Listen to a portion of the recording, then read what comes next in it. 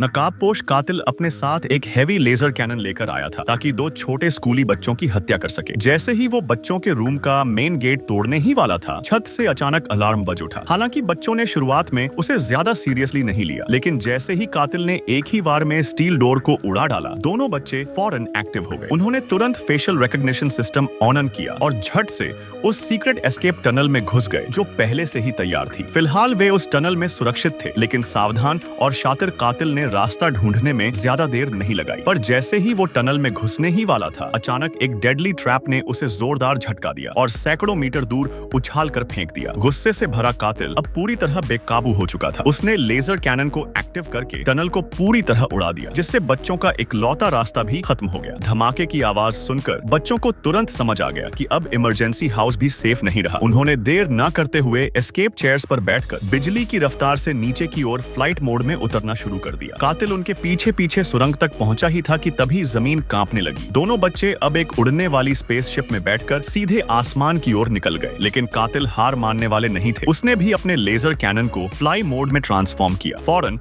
एक flying machine में बैठकर उनका पीछा करने लगे। बच्चों को अब पीछा करते हुए कातिल के लेजर ब्लास्ट से बचना था। उन्होंने अपनी चतुराई से जिग-जैग मूवमेंट्स और तेज रिफ्लेक्सेस का इस्तेमाल किया और एक सडन टर्बो बूस्ट से कातिल को पीछे छोड़ने में कामयाब हो गए। इस तरह दोनों बच्चों ने एक बार फिर मौत को मात दी और थ्रिलिंग एस्केप के जरिए खुद को बचा लिया।